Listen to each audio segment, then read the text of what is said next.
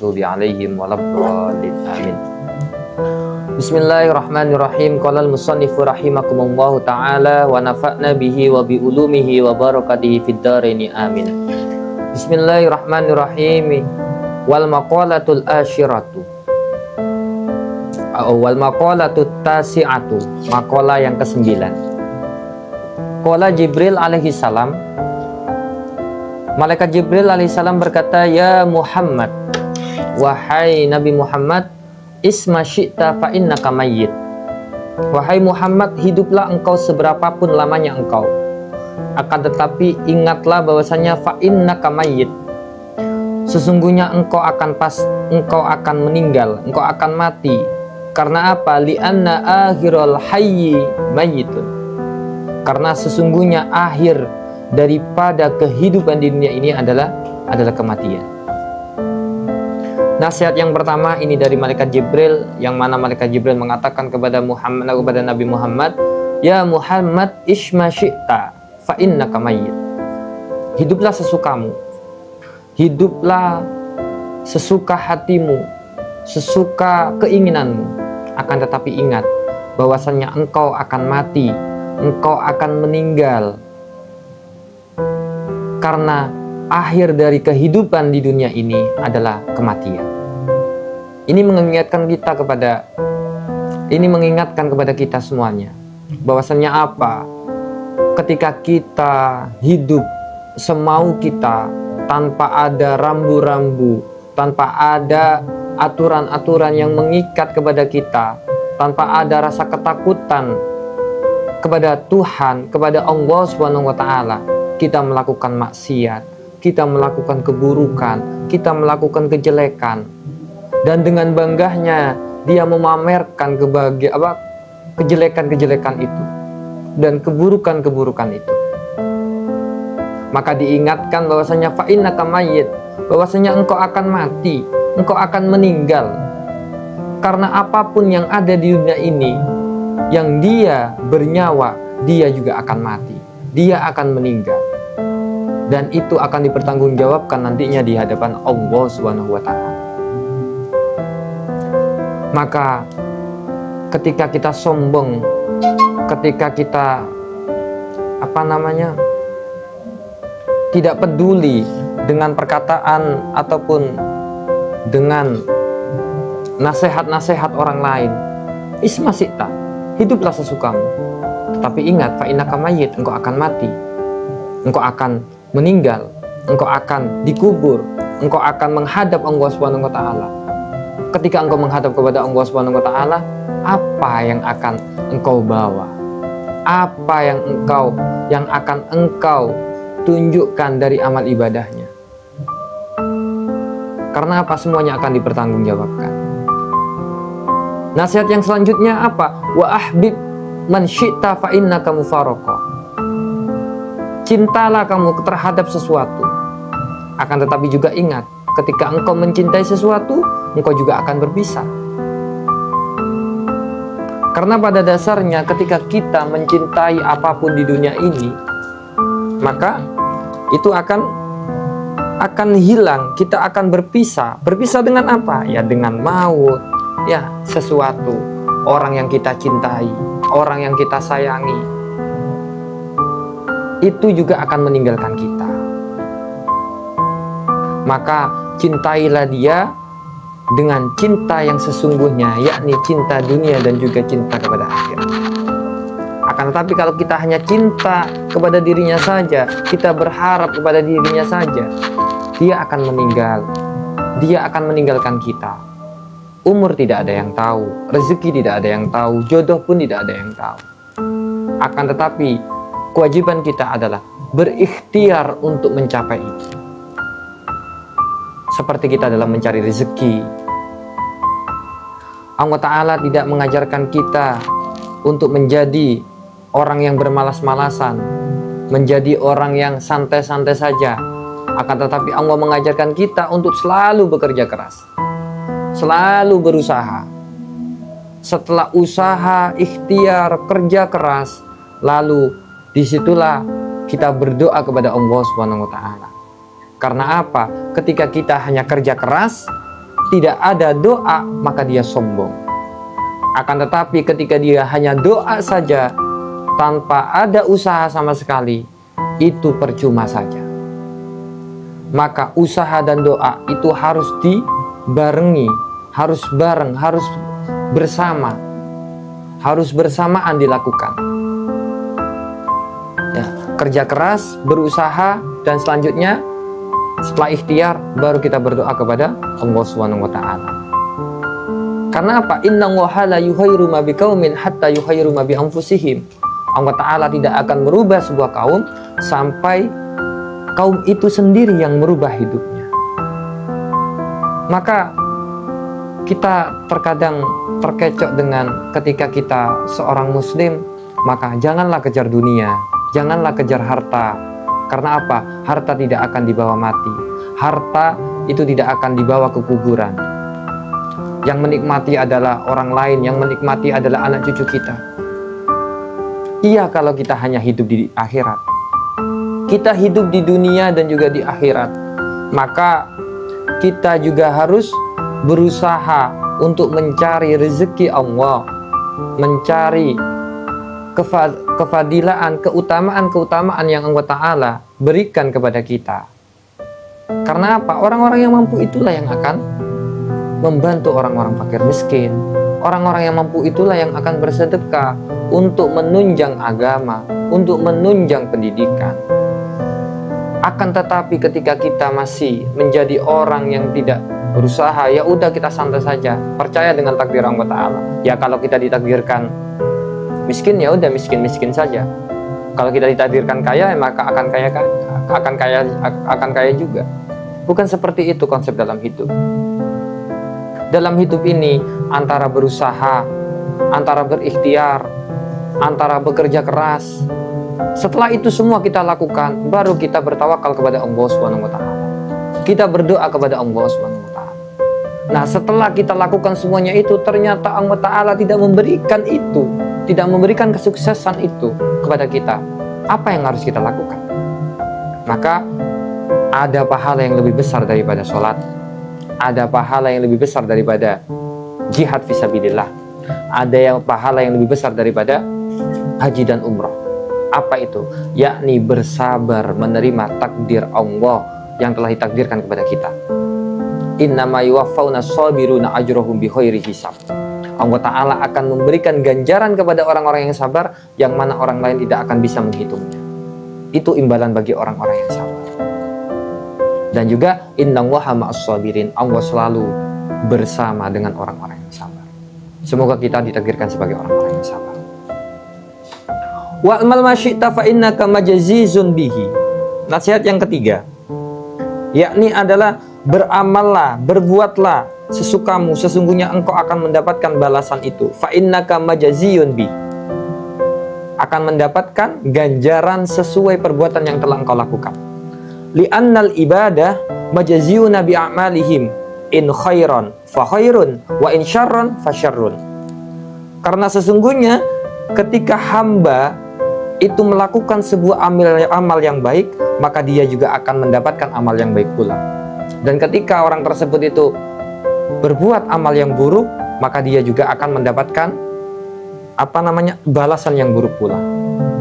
Jadi hati-hati, apapun yang kita lakukan, dari tingkah laku kita, dari perlakuan kita, dari perbuatan kita, itu akan dipertanggungjawabkan nantinya di hadapan Allah Subhanahu wa taala. Kalau itu memang baik, maka Allah Ta'ala akan menghukumnya dengan baik.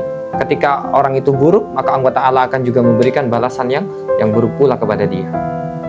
فَمَنْ يَعْمَلْ مِثْقَالَ ذَرَّةٍ خَيْرًا يَرَهُ وَمَنْ يَعْمَلْ مِثْقَالَ ذَرَّةٍ شَرًّا يَرَهُ.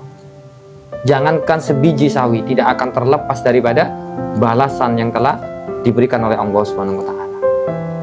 Keburukan, kebaikan sekecil apapun itu akan dibalas oleh Allah Subhanahu wa taala.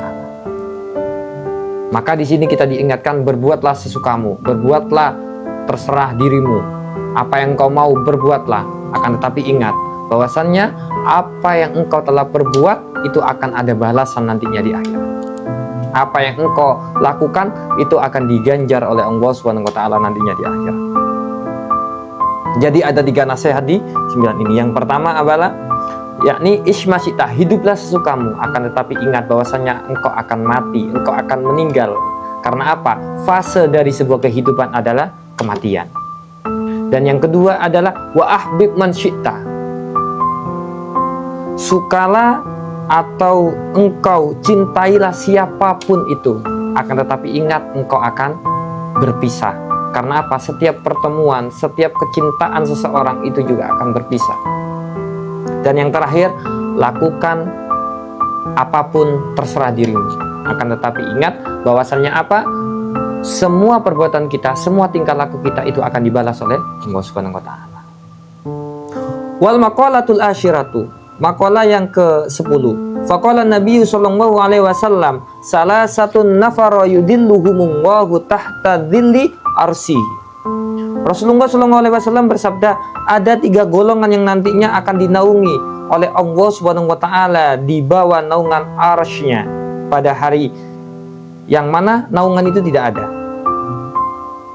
Ya, ada 3 golongan yang mana 3 golongan ini akan dinaungi oleh Allah Subhanahu wa taala, di mana naungan itu di situ tidak ada orang yang bisa menaungi. Tidak ada siapapun yang bisa menaunginya kecuali hanya Allah Subhanahu wa taala. Apa itu? Yang pertama adalah al-mutawaddi'u fil makarih, yakni adalah orang yang tetap berwudu meskipun dia bersusah payah. Ya, dia yang menjaga wudunya, yang selalu tajdidul wudu. Ya, memperbarui wudunya, ketika batal wudu lagi, batal wudu lagi. Ini nantinya akan mendapatkan naungan di arsy-Nya Allah Ta'ala, yang mana tidak ada naungan lagi selain naungan Allah Ta'ala. Ya, ketika kita subuh dalam kedinginan, kita paksakan untuk berwudu, maka itu juga bagian daripada kita mencoba untuk mendapatkan naungan dari Allah Subhanahu wa taala. Yang kedua, wal masyi ila masajid fi zulmi li ajli shalah ma'al jamaah, yakni adalah yang kedua adalah orang yang berjalan menuju waktu yang gelap, fil masyi ilal masajid, yakni berjalan ke masjid, fi zulmi, yakni ke dalam kegelapan itu, li ajli sholati ma'al jamaah, yakni untuk melaksanakan sholat jamaah. Maka ini juga akan mendapatkan naungan dari Allah Subhanahu wa taala. Teringat kisah seorang Abdullah bin Ummi Abi Maktum. Ini kisahnya sangat populer sekali, dan dikatakan ini adalah orang yang sudah tua renta, dan dia adalah orang yang Allah Subhanahu wa taala jauhkan penglihatannya dari maksiat. Kalau kita menyebutnya sebagai orang yang buta, kita lebih enak lebih suka untuk menyebutnya adalah Allah Ta'ala jauhkan dia dari maksiat mata. Apa yang dilakukan orang tersebut? Abdullah bin Abi Ummi Maktum ini menemui Rasulullah SAW, lalu dia berkata, ya Rasulullah, berikanlah saya keringanan. Kalau sholat duhur masih ada yang menuntun saya untuk sholat berjamaah. Sholat asar, maghrib, isya, itu masih ada orang yang bisa menuntun untuk ke masjid. Akan tetapi berikan keringanan di sholat subuh saja, karena di sholat subuh ini tidak ada yang bisa untuk menuntun kami. Apa respon Nabi Muhammad SAW? Respon Nabi Muhammad SAW ketika Abdullah bin Abi Ummi Maktum ini bertanya kepada beliau tidak mengiyakan dan juga mengiyakan yang dia ucapkan. Akan tetapi Nabi Muhammad berkata, wa asma'u li adzan, apakah engkau masih mendengar azan? Katanya. Lalu beliau menjawab, iya Rasulullah, selagi engkau mendengar azan, maka lakukanlah untuk sholat berjamaah. Maka sejak itulah Abdullah bin Abi Ummi Maktum ini berangkat sholat subuh ke masjid dengan lebih awal. Selama subuhnya jam 5, dia berangkat jam 4. Dia lebih awal karena saking ingin melaksanakan sholat itu. Karena apa? Beliau berpikir, kalau sampai Nabi Muhammad SAW menyampaikan seperti ini, maka ada rahasia, ada keutamaan yang luar biasa yang tersembunyi dalam sholat ini. Maka ketika itu setelah Abdullah bin Abi Umi Maktum ini berangkat lebih awal, kita sudah mengenal bahwasannya yang selalu mengumandangkan azan itu adalah Bilal bin Rabah. Akan tetapi ini mencetak sejarah, setelah itu sholat subuh itu azannya 2 kali. Bilal bin Rabah yang awalnya dia azan subuh, dia sekarang tidak azan subuh.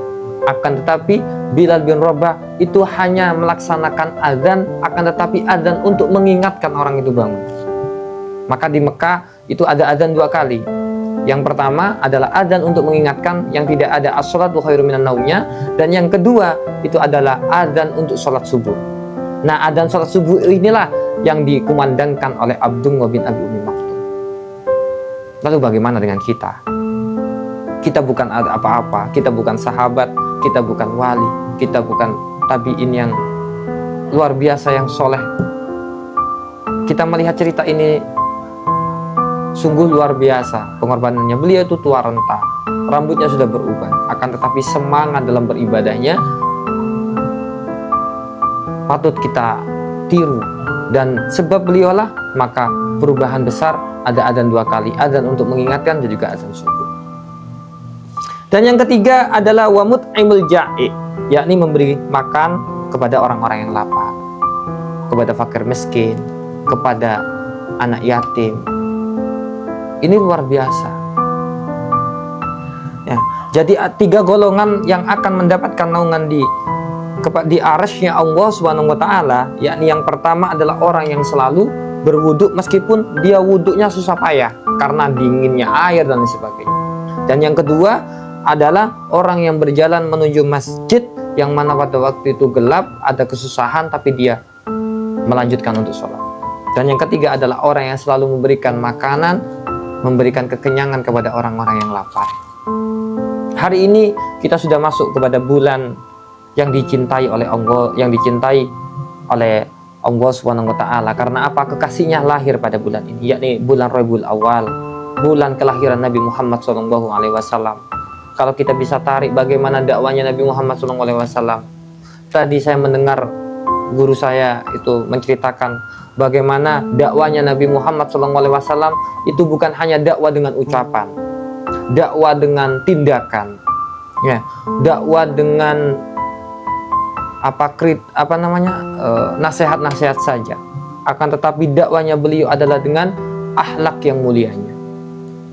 Maka diceritakan bahwasanya Abu Bakar yang mana ketika itu mendatangi Sayyidah Aisyah, ini tadi diceritakan oleh guru saya, mendatangi Sayyidah Aisyah, lalu Abu Bakar menanyakan kepada Sayyidah Aisyah itu, ya Aisyah, Aisyah ini adalah anak dari Abu Bakar, adakah perbuatan Rasulullah yang belum pernah aku lakukan? Adakah ibadah atau perbuatan-perbuatan yang Rasulullah lakukan tapi Bapak belum lakukan? Lalu Aisyah ini mengingat-ingat lagi sampai teringatlah bahwasanya apa? Ketika sebelum meninggal, ya ayah, ketika Nabi Muhammad sebelum meninggal, dia sering, ini ada satu yang belum pernah ayah lakukan. Apa itu kata beliau? Yakni beliau selalu selalu menuju pasar di Madinah, dan Nabi Muhammad ini menemui seorang kakek yang buta, lalu dengan membawa roti.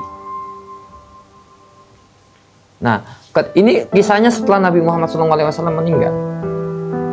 Lalu Abu Bakar setelah itu besoknya langsung berangkat ke pasar dan menemui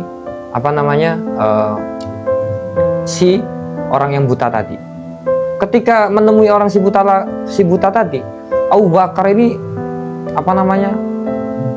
baru pertama kali ketemu, dia dapati itu si buta tadi, ya, orang yang buta tadi itu bukan orang Muslim, ini orang non Muslim, orang Yahudi. dia itu ternyata memaki-maki Rasulullah SAW. Kesehariannya itu adalah menjelek-jelekkan Rasulullah SAW, menganggap Rasulullah adalah penipu, dia adalah bukan nabi dan lain sebagainya. Ya. Sedangkan Abu Bakar yang mendengar itu marah pastinya sebagai teman terbaiknya. Akan tetapi lanjut cerita, Abu Bakar mendekat, lalu si orang yang buta tadi, "Wahai sahabatku, alhamdulillah, dari kemana saja, berapa hari ini tidak ketemu. Dia ternyata merindukan itu. Saya lapar, saya lapar." Sampai setelah itu Abu Bakar ingin menyuapi si buta tadi, orang yang buta tadi. Ketika disuapi, ya karena masih jengkel, disuapinya ya tidak dengan sangat lembut. Sampai si kakek ini ngerasa bahwasanya dia adalah bukan Nabi Muhammad. Dia bukan orang atau bukan sahabat terbaiknya, bukan sahabat yang biasanya menyuapinya dengan lemah dan lembut. Lalu orang si buta tadi, "Siapa engkau? Engkau bukan sahabat terbaik saya. Sahabat terbaik saya itu adalah ketika dia menyuapi saya, dia dengan lembut, ya, dengan rotinya itu dihaluskan dan lain sebagainya." Lalu singkat cerita, Abu Bakar ini mengatakan bahwasannya apa? Sahabat terbaikmu itu adalah sahabat terbaikku juga. Tahukah engkau siapa sahabat terbaikmu itu? Itu adalah Nabi Muhammad SAW, yang engkau maki-maki tiap hari, yang engkau anggap dia penipu, dia bukan Nabi. Akan tetapi dia dengan keikhlasan, dengan akhlak yang mulianya, tetap membantu orang-orang Islam. Maka si orang Yahudi itu langsung bersimpuh dan bersyahadat. Ini membuktikan bahwasanya dakwah itu bukan hanya dengan ucapan, akan tetapi dengan akhlak kita, menjadi versi terbaik kita. Ini tadi yang saya dapat dari guru saya. Wal maqalatul hadiyata asyarata. Makalah yang ke-11 ditanyakan kepada Nabi Muhammad, kepada Nabi Ibrahim alaihissalam, qila li Ibrahim alaihissalam. Ditanyakan kepada Nabi Ibrahim alaihissalam, li ayyi syai'it takhadakallahu khalilan. Sebab apa engkau Allah Subhanahu wa taala menjadikan engkau sebagai kekasihnya, wahai Ibrahim? Jadi ada yang mengatakan kepada Nabi Ibrahim, wakila, apa yang menyebabkan engkau dicintai wahai Nabi Ibrahim sampai engkau menjadi khalil, menjadi kekasih Allah Subhanahu wa taala? Maka Nabi Ibrahim alaihissalam menjawab, yakni qala bisalasati asya'a, yakni dengan 3 perkara. Apa itu 3 perkara? Ikhtartu amrallahu ta'ala al-amri khairi. Yang pertama adalah aku selalu mengutamakan perintah Allah atas perintah selainnya Allah. Yakni adalah apa yang telah diperintahkan Allah itu menjadi prioritas daripada perintah dari orang lain. Mematuhi perintah Allah Subhanahu wa taala. Yang kedua apa? Wa mahtamamtu bima takaffalallahu li. Aku tidak mengkhawatirkan sebuah rezeki yang urusannya sudah ditanggung oleh Allah Subhanahu wa taala. Dia tidak peduli dengan rezeki yang telah ditakdirkan oleh Allah Subhanahu wa taala. Karena apa? Allah taala pasti memberikan rezeki sesuai takarannya masing-masing. Jangankan manusia, semut saja itu sudah diberikan rezeki oleh Allah Subhanahu wa taala. Ya, cicak saja yang tidak bisa terbang, dengan makanannya nyamuk yang bisa terbang, ini secara logika tidak masuk akal. Itu pun masih diberikan rezeki oleh Allah Subhanahu wa taala. Dia bisa makan, dia bisa hidup. Apalagi dengan manusia. Maka kita dianjurkan untuk tidak mengkhawatirkan rezeki, karena apa? Rezeki itu akan ditanggung oleh Allah Subhanahu wa taala. Dan yang ketiga, yakni apa? Wa ma ta'asyaitu wa ma tahaddaitu illa ma'ad dhaifi. Yakni adalah saya tidak makan di waktu sore dan pagi kecuali ketika bersama tamu. Yakni bahwasanya Nabi Ibrahim ini adalah orang yang mana ketika dia makan itu selalu bersama dengan tamu, dengan orang lain. Makan bersama-sama. Jadi ketika kita makan bersama-sama, makan bareng, itu juga bagian daripada kita akan dicintai oleh Allah Subhanahu wa taala. Ya. Dengan memuliakan tamu kita, ketika ada tamu kita jamu dan lain sebagainya. Ya, itu juga bagian agar kita dicintai. Ya, jadi penyebab Nabi Ibrahim alaihissalam menjadi kekasih Allah Subhanahu wa taala, yakni adalah yang pertama bahwasanya dia selalu mengutamakan perintah Allah Subhanahu wa taala daripada perintah orang lain. Dan yang kedua adalah Nabi Ibrahim tidak pernah pusing, tidak pernah ambil pusing terhadap rezeki, yang mana rezeki itu sudah ditakdirkan oleh Allah Subhanahu wa taala. Dan yang terakhir bahwasanya Nabi Ibrahim tidak pernah makan baik itu siang ataupun sore kecuali dia makan bersama tamunya.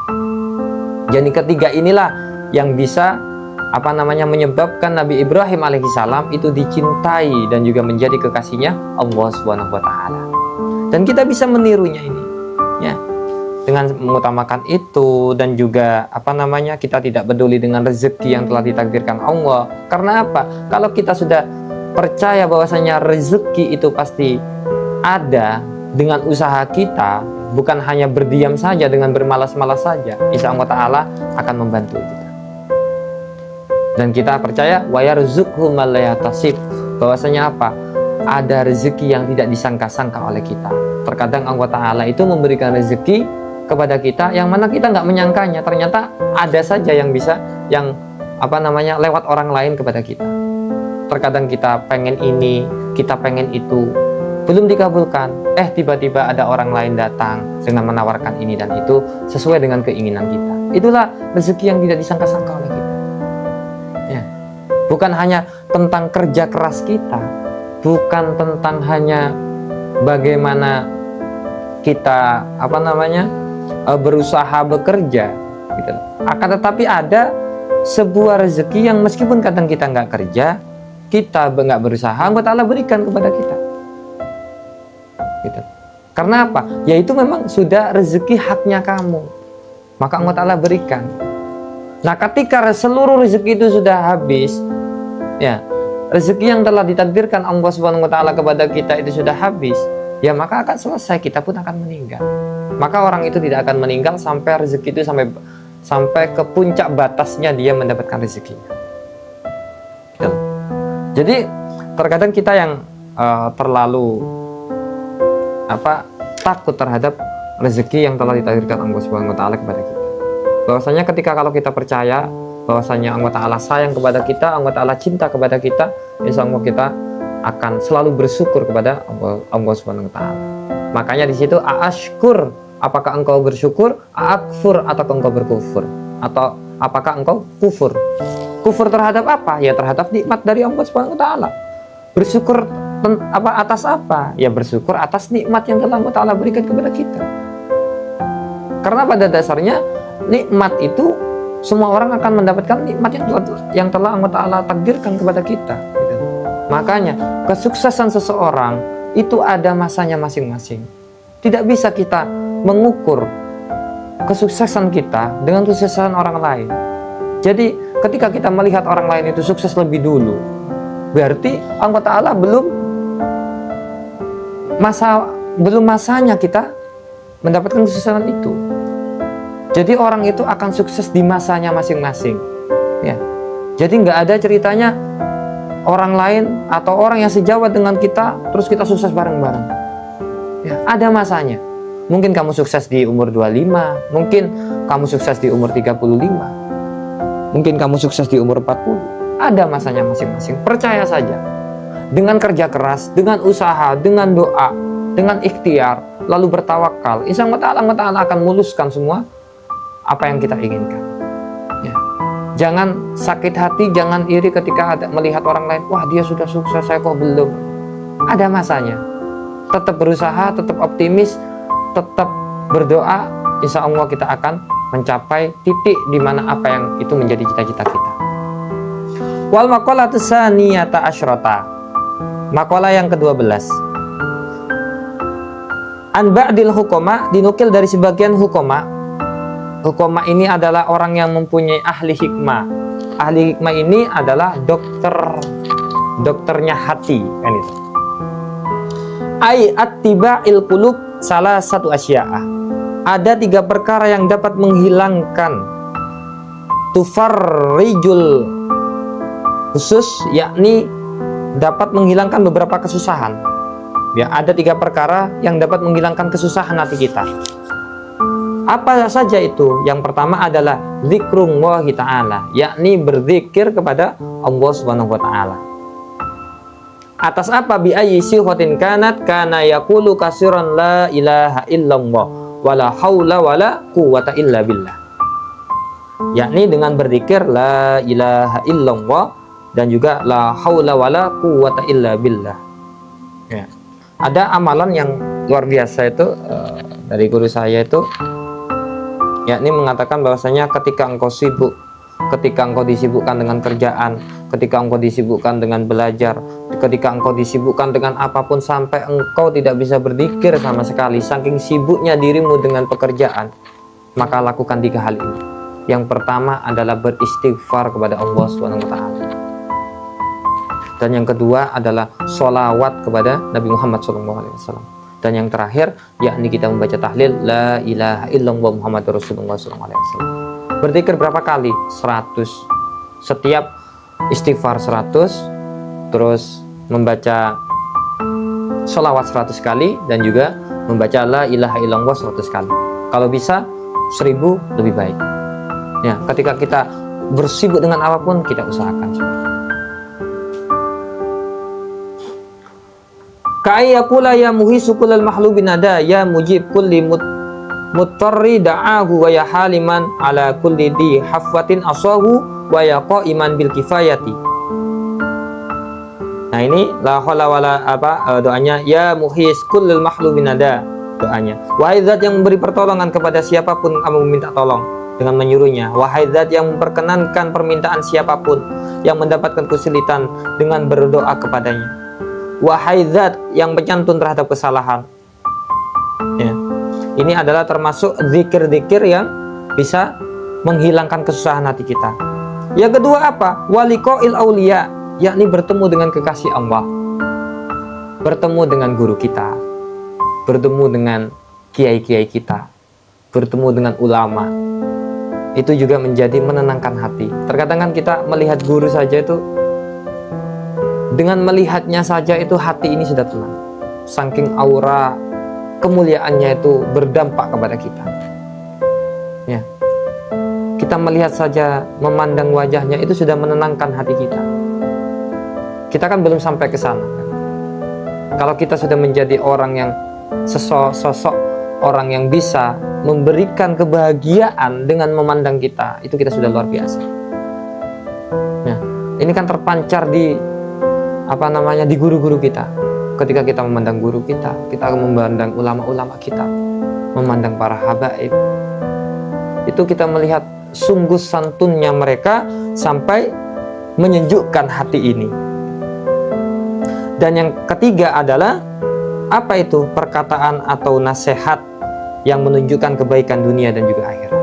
Yakni nasihat-nasihat yang ditulis oleh para ulama. Ini juga menenangkan hati kita. Ya.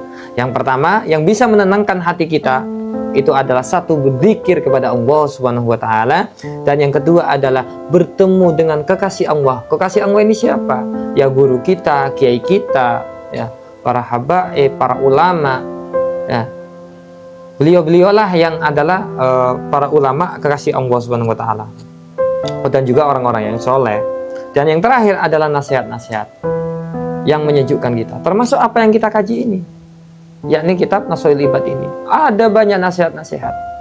Yang ini nasihat ini sangat menyejukkan hati kita ketika kita membacanya. Oh, ternyata seperti ini kehidupan ini. Oh, ternyata saya harus seperti ini. Ini yang bisa menyejukkan hati kita. Yang mana nasihat-nasihat itu ketika kita baca itu meresap nyampe ke dalam lubuk hati kita dan bisa memancarkan ke otak kita, lalu ke dalam kolbu kita. Setelah kolbu kita itu sudah baik, memancarkan ke otak kita, lalu kita bisa berbuat baik sesuai dengan nasihat yang telah dipancarkan oleh hati kita itu, hati yang bersih itu. Wal maqalatu salisata asyrata, maqalah yang ke-13, Anil Hasanil Basri radhiyallahu an. Diriwayatkan dari Hasan Bisri radhiyallahu an, beliau termasuk adalah pembesar dari tabi'in. Ya. Wa huwa min akabiri tabi'in, termasuk pembesarnya para tabi'in. Ya, ada sahabat, ada tabi'in. sahabat adalah orang yang beriman dan juga orang yang pernah melihat Nabi dan dia meninggal dalam keadaan beriman. Tabi'in siapa? Mereka adalah orang yang beriman dan belum pernah melihat Nabi, tapi dia percaya terhadap Nabi Muhammad SAW dan seluruh ajaran-ajarannya, dan beriman kepada Nabi Muhammad SAW. Itulah yang disebut dengan tabi'in. Apa kata beliau? Man la adaba lahu la ilma lahu. Barang siapa yang tidak memiliki adab terhadap Allah SWT ataupun makhluk, maka waman la sabara lahu, maka dia adalah orang yang tidak berilmu. Maka dia adalah termasuk orang yang tidak mempunyai ilmu sama sekali. Ya, dia tidak punya azab kepada Allah SWT, tidak punya azab kepada makhluk, tidak menjaga akhlaknya dengan baik, ya, tidak menjaga lisannya dengan baik, tidak menjaga tangannya dengan baik, tidak menjaga matanya dengan baik ketika berinteraksi dengan orang lain. Maka itu menunjukkan bahwasanya dia tidak mempunyai ilmu. Makanya kita kan kadang melihat itu, orang itu dilihat dari bagaimana tutur kata dia dalam bicaranya, bagaimana tutur kata dalam penyusunan kata dia berbicara kepada orang lain. Apakah dia berpikir dulu sebelum bicara, atau dia hanya ceplas-ceplos saja, tidak memikirkan apa perkataannya itu baik, apa perkataannya itu menyakiti orang lain ataukah tidak. Nah, ketika orang itu sudah tidak memikirkan orang lain, dia berbicara dengan seenaknya saja, ceplas-ceplos saja, itu menunjukkan orang itu tidak berilmu. Karena apa? Ketika dia orang yang berilmu, dia akan berpikir, ya, di dunia ini, dunia global ini, dunia yang penuh dengan teknologi ini, sosmed, sosial media, terkadang kita selalu dengan satu berita langsung kita komen dengan sesuatu yang menyakitkan. Padahal kalau kita bisa berpikir dengan baik, apa yang harus kita lakukan? Ketika kita sudah membacanya, maka dianalisis. Setelah dianalisis, kita simpulkan. Setelah kita simpulkan, baru kita mengangkat pembicaraan. Karena apa? Itu akan menjadi argumen kita ketika kita ditanya orang-orang lain. Kenapa kamu berpendapat seperti ini? Karena punya argumen ini. Karena saya telah meneliti dan menganalisis ini, bahwasanya ini adalah beritanya benar, ini bukan hoak dan sebagainya.